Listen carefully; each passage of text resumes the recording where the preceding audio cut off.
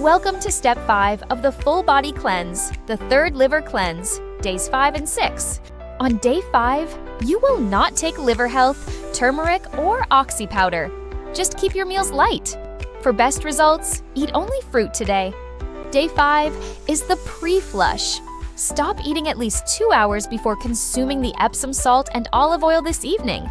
Immediately after drinking the olive oil, go to bed and lie on your right side with your knees drawn up to your stomach for 30 minutes, then go to sleep.